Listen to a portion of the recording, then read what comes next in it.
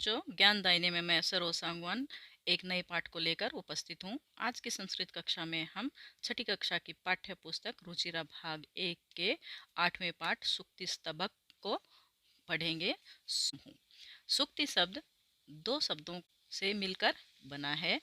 सु प्लस उक्ति। सु का अर्थ है सुंदर, मधुर, मीठे, और उक्ति का अर्थ है वचन। यानी सुक्ति स्तबक का अर्थ है सुंदर और मीठे वचनों का समूह। पाठ को शुरू करते हैं। उद्यमेन ही सिद्ध्यन्ति कार्या न मनोरथै न ही सुप्तस्य सिंहस्य परविशन्ति मुखे मृग। उद्यमेन यानी परिश्रम से ही सिद्ध्यन्ति सिद्ध होते हैं कार्याणि सभी कार्य न मनोरथै सिर्फ चाहने से नहीं, मनोरथै इच्छा से नहीं। न ही सुप्तस्य न ही सुप्तस्य सोए हुए सिंहस्य शेर के मुखे मुख में परविशन्ति प्रवेश करते हैं मृगः हिरण। जिस प्रकार सोए हुए शेर के मुख में हिरण प्रवेश नहीं करते हैं, उसी प्रकार सभी कार्य परिश्रम करने से, मेहनत करने से ही पूरे होते हैं, सिर्फ चाहने से नहीं।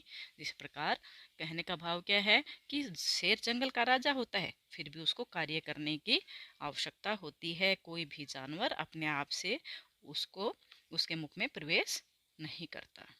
पुस्तके पठित पाठ है जीवने ने एव साधित।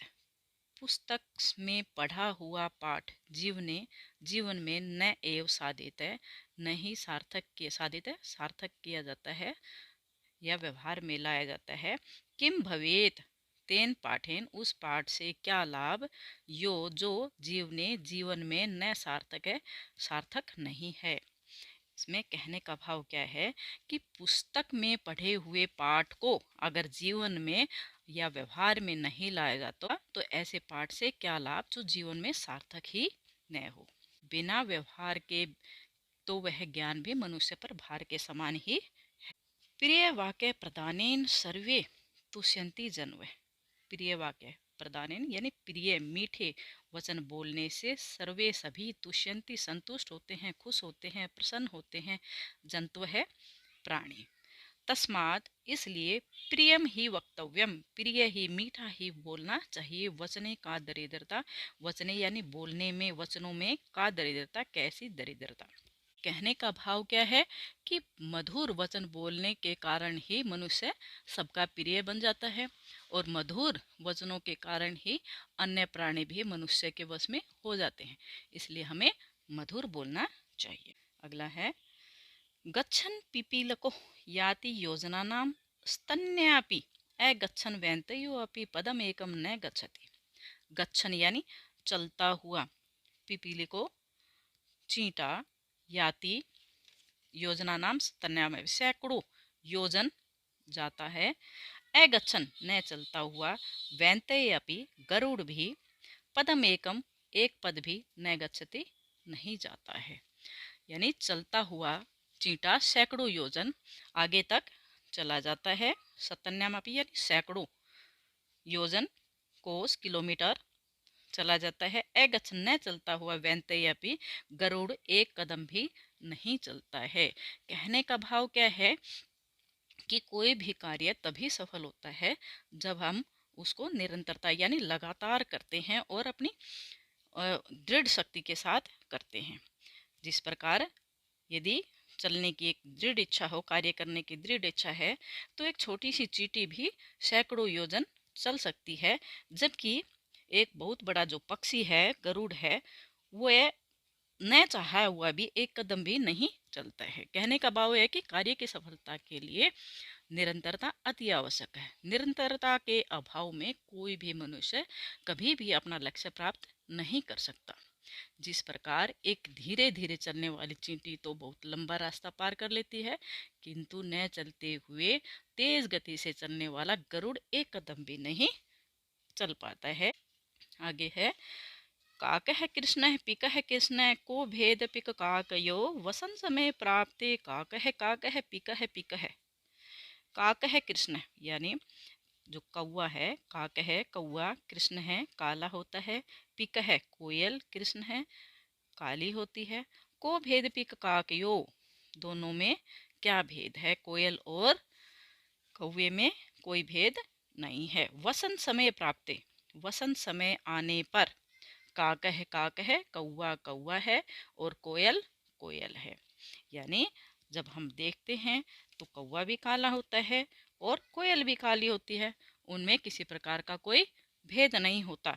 लेकिन वसंत ऋतु में वसंत समय आने पर जब वो बोलते हैं तो कौवा काऊ काऊ करता है और और जो कोयल है वो मधुर वाणी में बोलती है। तो उनकी आवाज़ से हमें पता चल जाता है कि कोयल कौन सी है और कौवा कौन सा है। तो कौवा भी काला होता है, कोयल भी काली होती है, उनमें किसी प्रकार का कोई भेद नहीं होता।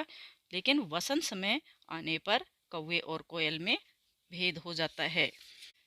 ये था आपका पाठ। आशा करती हुई अच्छे से समझ में आ गया होगा।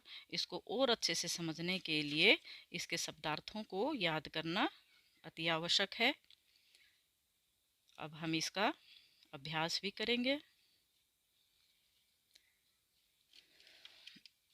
सबसे पहले है सर्वान श्लोकान सस्वरम गायत, सभी श्लोकों को सस्वर गाओ। दूसरा है श्लोक अंशान योजियत, श्लोक के जो अंशों को योजियत यानी इनको मिलाओ जोड़ो। तस्माद प्रियम ही वक्तव्यम, इसलिए मीठा ही बोलना चाहिए। वचने का दरिद्रता।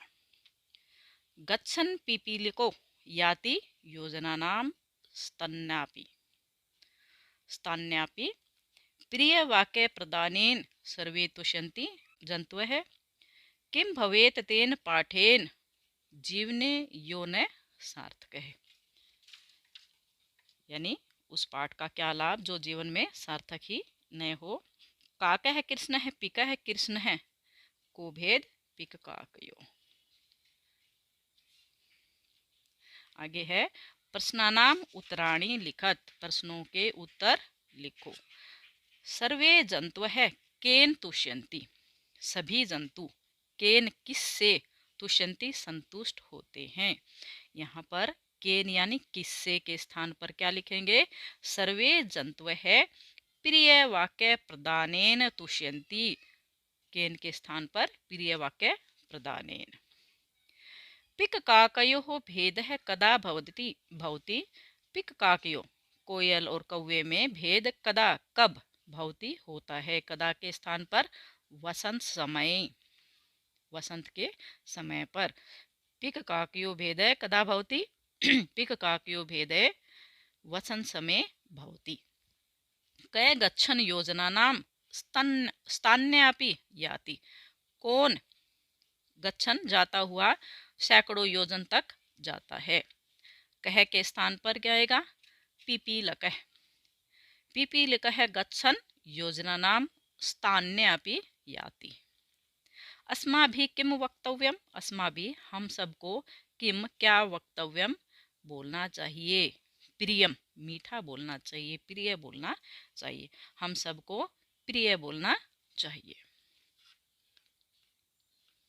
आगे है उचित कथनानाम समक्षम आम अनुचित कथनानाम समक्षम न इति लिखत, यानी जो उचित अक्षर हैं, उचित कथन है उनके सामने आम यानी हाँ, और जो अनुचित हैं, अनुचित कथन है उनके सामने न लिखो। काकः कृष्ण न भवति, काकः यानी कौवा काला नहीं होता, तो होता है तो हम क्या लिखेंगे, न। अस्माभिः प्रियम वक्तव्यम, हम सबको भी प्रिय बोलना चाहिए, आम यानी हाँ। वसंत समय पिक काकयो भेद भवति, वसंत समय यानी वसंत आने पर कोयल और कौवे में भेद हो जाता है, आम हाँ। वैंतय पशु अस्ति, वैंतय पशु है, न क्या है वो पक्षी है। वचने दरिद्रता न कर्तव्यम, वचनों में दरिद्रता नहीं करनी चाहिए, हाँ आम।